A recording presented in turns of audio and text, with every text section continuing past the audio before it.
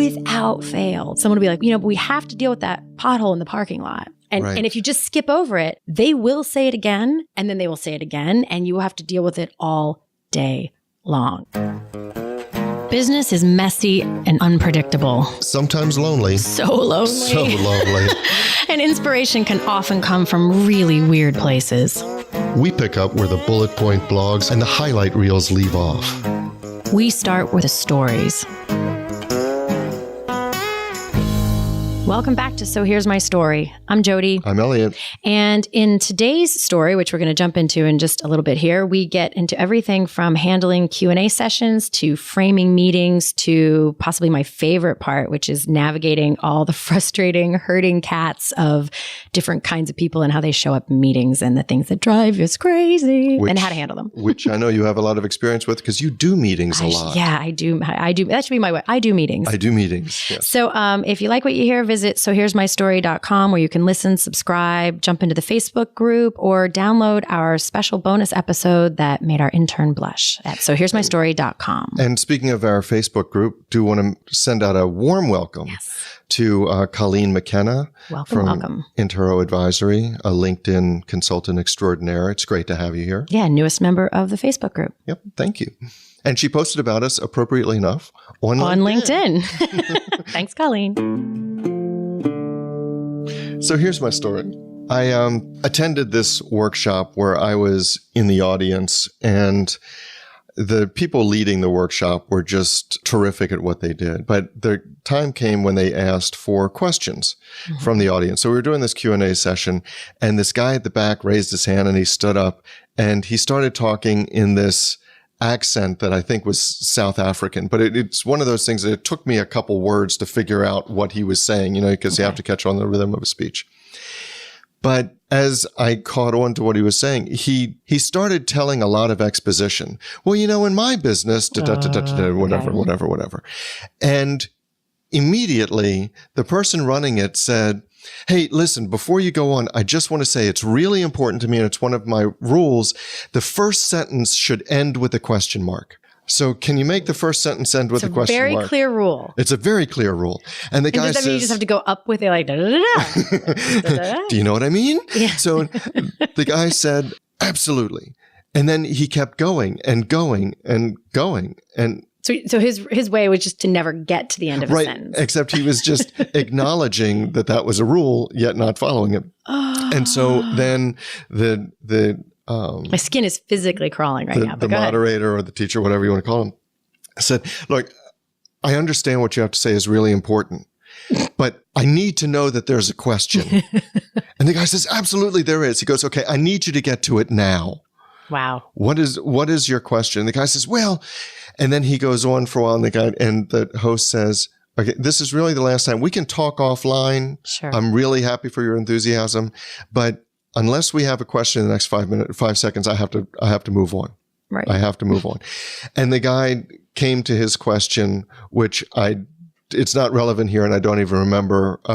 Right, because who would? But I remember during that time, my emotions were, first of all, this guy's wasting everybody's time, because as soon as you're in a big group, at least this is my experience, very rarely when somebody starts out with, "In my business," a lot of times they want to start talking about their experience and not really, or if they even say the words, "Well, in my experience," they're not asking a question. Right. They're seizing the spotlight. To be fair, sometimes there's a little bit of like preemptive context setting in order to ask a question. Like I would, as much as by the way, this is a huge pet peeve hot button issue. I'm so excited, but it makes me wonder, did you see the thing that our lovely Christy Schmier posted on my Facebook? Is that why you brought this up? Or did you see the thing she posted on my Facebook? No, I brought it up because this literally happened. That's right, because I haven't seen it when I was out of town. So it literally happened 2 days ago. This is really, really funny. So Christy and I were in the same coaching organization together, and there were she would work a lot of the back of the room stuff, and sometimes she would teach, and I didn't do as much of the back of the room stuff, but I would be on stage quite often, either teaching or doing panels or answering questions. And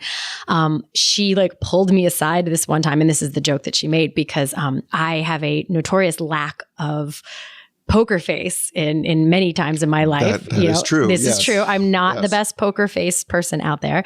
And apparently when people were violating the dance space rules of questions, you could just see it on my face where I would just be, it would drive me up the wall because we also had very clear rules around because this is why it matters, how to make question time relevant for everyone in the room. It's not the time to tell a story. The thing that would absolutely send me over the edge is when somebody gets up and during questions, and then what they really want to do is teach from the seats. In my experience, what really helps with this, because they think they have a nugget that's even better than what the person they came to see just said about, and they want to look like the smart person, and it drives me bonkers.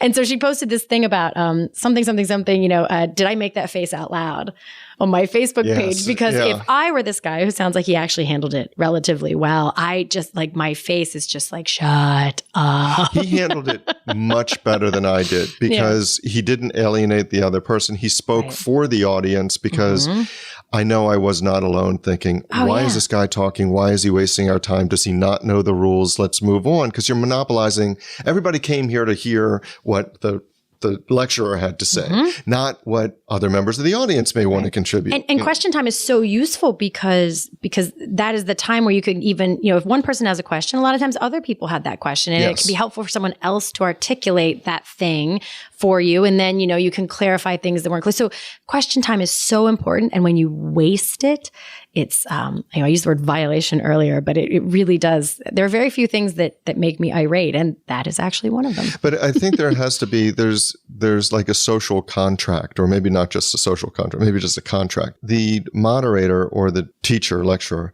has to be able to handle it by establishing rules, pretty clear rules. And the rule that this person established was, hey, I love questions. If you stand up to ask a question, the first sentence, or maybe the second, but that's stretching it, should end in a question mark. Because we've got a lot of people, a little bit of time, and I really want to get to as many questions as possible. And that was kind of his rule. He didn't want a big story. He just wanted question mark. What do you think happens in a person's mind when someone has made a because, I'm a talker. I could totally see somebody letting me start talk and then saying, I need to put down some rules or else she'll just talk forever. So, you've been reined in. You've been publicly reined in.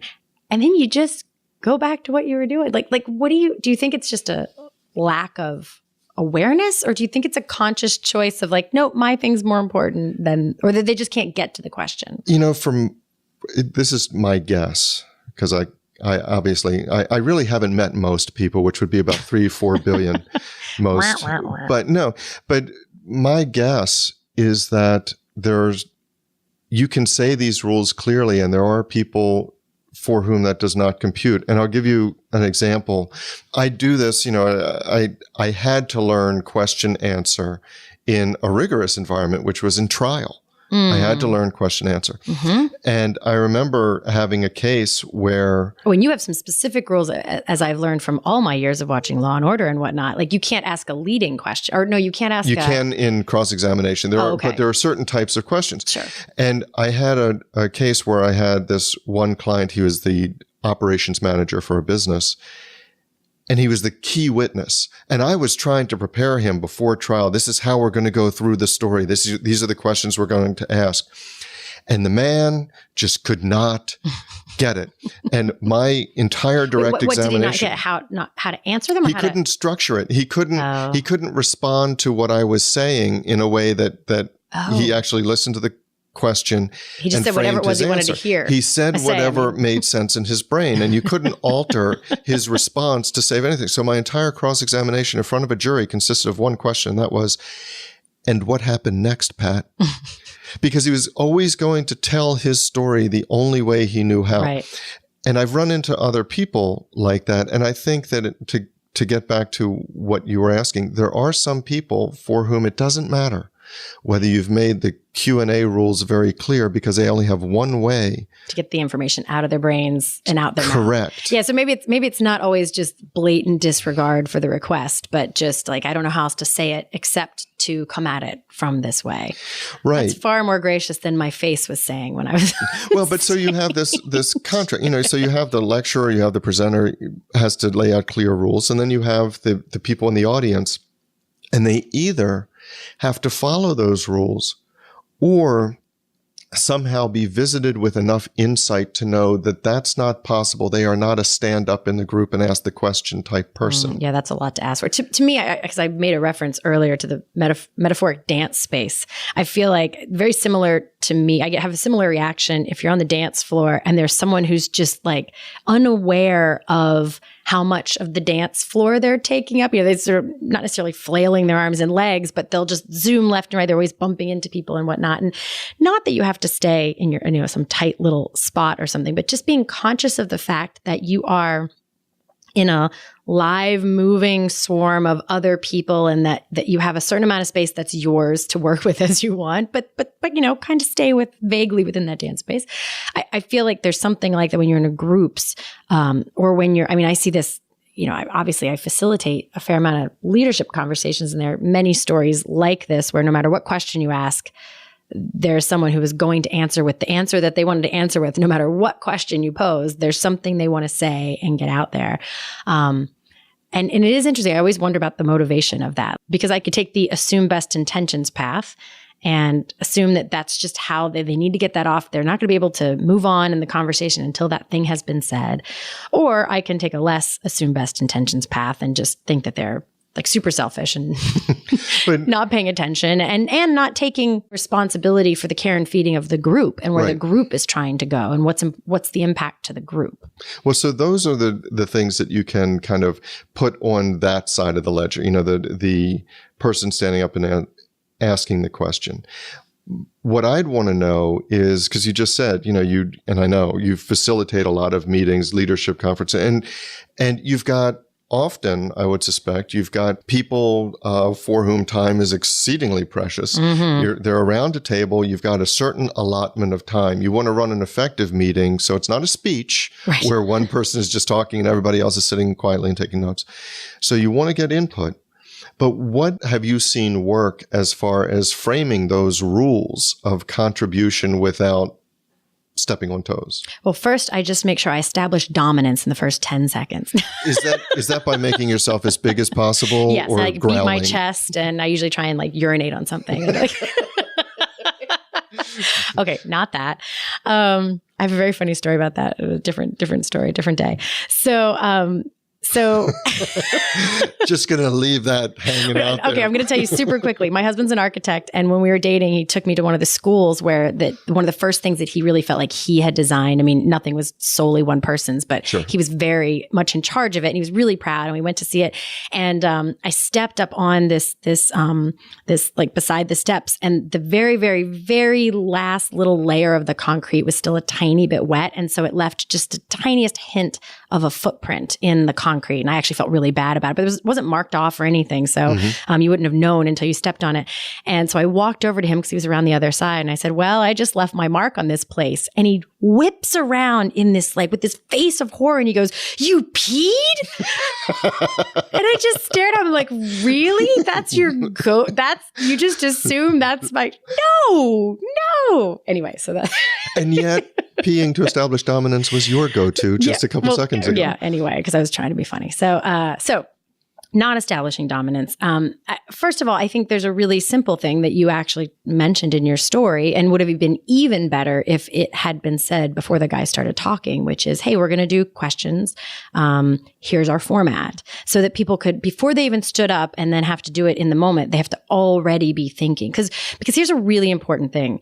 And this was a super important part of my facilitation and coaching training, as well as important in my marriage, was to realize, and other friendships, that some people are processors and some people will just blurt out every thought they have. And I tend to be more of the latter, where I in fact, I'm a verbal processor. I have to speak it out in order to find my way to another thought. If I'm just thinking in my own head, I can actually just create these infinite swirls of thought that double back on each other. And it's through talking it out that I find my way. So what do you mean when you say some people are processors? What does that mean to you? So some people need a few seconds to think of something. So if I said, what ideas do you guys have about this? And wait on people to just raise their hand or talk or speak out or say, well, this and this and this, and like popcorn out brainstorming things. You will absolutely hear from some of the people. There are people who need just a second or two to think. So what I do once or twice throughout any facilitation like that, where I want to make sure I hear from everybody, is I will do things like, okay, I'm going to give you like 30 to 45 seconds. Everybody jot down the top 3 or 4 things you think we should focus on, whatever the question is. And I just give everyone a few minutes. And then I go around the table and have each person at least say one thing. And then we'll go around again if we need to get more ideas. And then people can start popping answers out. But some people need that space to think internally and then get it out. And then, so if those rules had been put forward ahead of time, in theory, that person would have said it. So getting those rules up front as much as possible without, obviously sitting there and going through a 10 rule list or whatever. So setting those expectations early, and then recognizing that there are things that get stuck in someone's craw that they have to say. And here's the important part. They have to feel like, not just feel like, but they have to feel acknowledged and heard and considered before they'll move on from it. So I always joke, but it's honest to goodness the truth. We'll be trying to talk about a really high level strategy of something, like what are the biggest things we should be focusing on, or what's our mission? And without fail, there will be someone, because people think at different levels of implementation and you need all those levels. Someone will be like, we have to deal with that pothole in the parking lot. And if you just skip over it, they will say it again, and then they will say it again, and you will have to deal with it all day long. So anytime those kinds of things come up, I'm like, oh, right, you are absolutely right. We need to deal with that. And I have this sheet over on the side that I write down parking lot. I'm like, these are things we have to, they're going to come up. They're not what we're here for today. So I reinforce that thing, but we want to make sure we don't miss that because we absolutely have to come back to that. So I put it over there, and then it's right there in front of them. They feel hurt, and then they don't bring it up again. Yeah, I mean, because I think the other risk is most likely they'll do exactly what you said, which is they'll bring it up and again and again and again. Because or they're worried they'll about withdraw. it. Yeah, yeah. No, that's the thing you really have to watch for. And what you have to be careful. That's the other thing I think that's tricky is that some people, do the gentlest of nudges that, like if that guy had interrupted me and said, I need there to be a question, the first time he said it, I would have been mortified and I would have stumbled and as quickly got into a question as possible. And even the first thing he said probably would have maybe be like, oh. Whereas clearly this person, you could have continued to like whack them upside the head with a 2x4 and they wouldn't have gotten to the question. And to be fair to the person who was conducting the session, everybody in the audience knew that the guy asking was a 2x4 kind of guy. He came in and there's a lot of noise and taking up a lot of space, psychic and otherwise. Mm-hmm. And you just know, those people. Yep. And you have to handle them accordingly and hope a lot. I started to say something that poor Tom would have to bleep out. You have to hope that, that you can read them quickly enough that you don't accidentally shut someone down or, have them withdraw from the conversation, because that's never good. But you do become, as a presenter or as a leader of a meeting, you become the champion of all those who aren't speaking, in a certain way that you've got to keep the meeting on track. And so I was fascinated by how that worked. Well, here's a whole other, sorry, did I interrupt you? Go ahead. Here's a whole other, I know, concerned. Now you're concerned about that. I know, right? There's a whole other layer to this though, that I think is really fascinating is that's a not contained, but like a controlled environment where there's like a guy, it's his space, it's his dance floor, right? And he gets to decide what happens and how it works. And so it's so interesting to walk into other cultures in both ways. So every company has its own kind of dynamic to meetings, and they're totally different dance floor of what's okay, what's not okay, what works, what doesn't, and to try and pick up on those. And then quite literally other cultures, when I've facilitated with groups that are made up a large amount of folks from, different cultures that have very different rules about everything from interrupting to saying anything at all to whether you speak after another person. And so there's so many, for as important as communication is, it's sometimes I think amazing that we ever get anything out, given how how tricky it can be. But you can see how those things ripple through in everything from decision-making to retention, employee retention, because you've been in meetings, I know I have, where the leader of the company or leader of the meeting wants to establish dominance by saying, in response to some question, which may, in fairness, be off track, we're not dealing with that right now. Hard stop, right? Or I thought I made it clear that all we're talking about is X. In other words, there's this real aggressive pushback, and maybe it's designed to say this meeting is, the trains run on time here. Sure. And another great way is to start the sentence with people. Listen, people. But I've seen that happen. And then what happens is that the trains do run on time, but people are very scared of crossing the line so that there's no feedback whatsoever. Yeah. Well, you just brought up a really super important point, which is as the leader, and I love thinking of it as a workshop because it's much less complicated in my own mind than if you think of all the different ways business conversations show up, because they can be so much more nuanced. But like, what is your top priority in that moment? Is it to keep the train on the track because you just want to blow through a couple questions and make sure everybody's on the same page? Is it that you're wanting to surface new thoughts and ideas and get things from people? Then you need a completely different kind of posture on that dance space. You want people kind of zooming around the dance floor, trying new things or winging out there. Are you trying to actually assuage concerns and get a beat on how people are feeling about things? Is it more a factual dump of information or a let's align everyone's either logical thinking or emotional perception of something? And you can name 100 more of these things, but every one of them needs a different kind of leadership from the front of the room. That's it. It's like, how are you leading from the front of the room? And is it angling you towards the outcome that you want? Right. And when you framed it as a workshop, that's absolutely right, because you have to take the most successful workshops in which I've been involved. There's a clearly framed objective, and then they are structured in a way that enables everybody to know whether those objectives have been met. Mm-hmm. And so if you go into your question answer without that clearly framed objective, maybe it is just getting feedback, as many people to talk as possible, and everybody feels heard, and there's this whole sigh of relief, and it's cathartic. Yeah. And maybe it's, well, I'll take as many as I can, but we're done at 11. Right. And 11 is 11 is 11. Well, and here's I would say the other place that meetings go really wrong sometimes is it's like the pendulum swing on the opposite side of, we just go down every rabbit hole there is. That's obviously not great. And you end up people are like, wow, we just spent 4 hours with the entire leadership team in a room and we didn't get anything done. That's not great. But the other side of that is then, okay, we're going to have an agenda, and you soldier through the agenda, without looking left or right, or if anything comes up that's not on the agenda, you don't address it.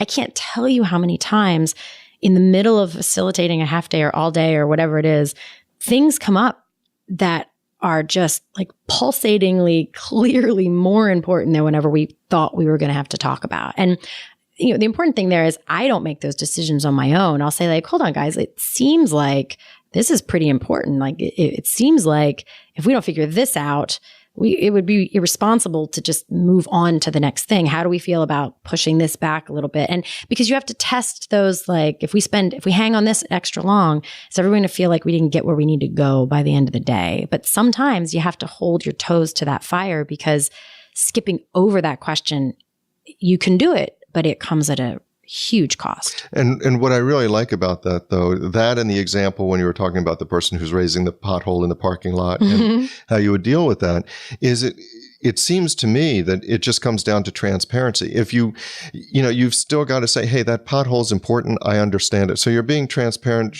That person is feeling heard, and you're saying, we're going to put this on a list right up here. We're not going to deal with it now, but it's right here and we are going to deal with it. Or, hey, it seems to me, as you just said, this thing that we just hit may be something we have to deal with before going to what we thought we were going to address. Right. How do we feel about ... Yes. And that's a whole, and frankly, that's a whole new, important, and different conversation about buy-in and transferring the responsibility of that decision to the people who are. I mean, what I always look for when I'm facilitating, if it starts to feel like I am far too dramatic of a word, but like fighting against something in the room, that's my sign, whether it's a person or something, that's my sign to open up that transparency and say like, hey, feels like this. It should never feel like I am dragging the group or pushing the group or dragging a person or pushing a person. It almost always looks like stepping back and actually taking my hands off of it for a minute and say like, hey guys, what does this look like? What are we doing here? Because the advanced version of the parking lot thing is when somebody has almost more of like an axe to grind where they just won't, I was doing one recently where there was a person that we were trying to do this really big strategic plan, but only through like, what's our mission? What's our purpose? What's our calling? Like really, and that day was only kind of the fuzzier focus piece of it. And really high level, like big picture. And they didn't even want to come up with one. They actually wanted to try to identify like a couple buckets that were the beginning frameworks of what, so really high level. And for some people who are more concretely oriented, that's frustrating because they're like, what are we going to do about it? What are we going to do about it? And this gentleman, you'll love this because it goes back to last week's episode of, in my experience, or I've been doing this for 30 years. He just really struggled with that. And I had already even addressed that head on, said, I'm going to tell you guys, today's going to be tough for those of you who want to know, like, what are our KPIs? How do we measure this? Because we're not going to get there today. That's not the purpose of today. But your time will come. That time will come, but it's not today. So if you get frustrated, just know you'll get there. Not today. So I'd already addressed that. He kept coming back to, and then finally I think his way to try and drive it home, he came in with maybe it's because I did this for 30 years in large corporate, so like, here comes my credibility, watch out. But I just really struggle with what are we going to do about this? We need to what are we going to measure? And it was in that moment I realized that it was not my job to convince him. I had to just actually like hand him the wheel and let him drive for a second. So I did. And I said, okay, let's roll with that. So you want us to set goals? Yes. And with outcomes and measurable outcomes? Yes. I said, great. Toward what? Like what are goals toward where we headed? And he kind of hemmed and hawed for a minute. And then he goes, well, I guess that's why we're here today. We have to figure out why. And I'm like, okay. And I do that without, I'm actually better at a bit of a poker face because I try to really summon some compassion for like, this person feels like it's important. They want to they think it's what the group needs. And I never want anybody to feel like I'm mocking them, even if maybe sometimes a tiny bit. So every once in a while, you're able to maintain that poker face. It's rare. So that's our story. But the discussion doesn't have to end here. No, it does not. In fact, we don't want it to. No, we don't. That is why we actually have our private Facebook group, which we started to make sure that we could get your comments, your rants, your thoughts, your stories. You can find links to that group as well as show notes and links to subscribe via email and how to find us just about anywhere you can possibly find podcasts at sohere'smystory.com. And you can also find us on Facebook and Twitter at SHMS Podcast. And since we know it takes a village. Yes, it does. We'd like to thank our village, our super talented, incredibly patient team. And occasionally snarky team. Yeah, but in the best of ways. In the best of ways. Snarky. Yes. Good mockery. So a huge shout out to the people who actually help us produce our show. First, our sound engineer, Tom Hansen. Thanks to Christy Schmier for our brilliant show notes and all the other fantastic writing she does for us. And to Taylor Mathauer for doing just a little bit of everything. Including wrangling us. Which is no small feat. No, it's not. This is Jodi Hume. And I'm Elliot Wagenheim. And you've been listening to So Here's My Story.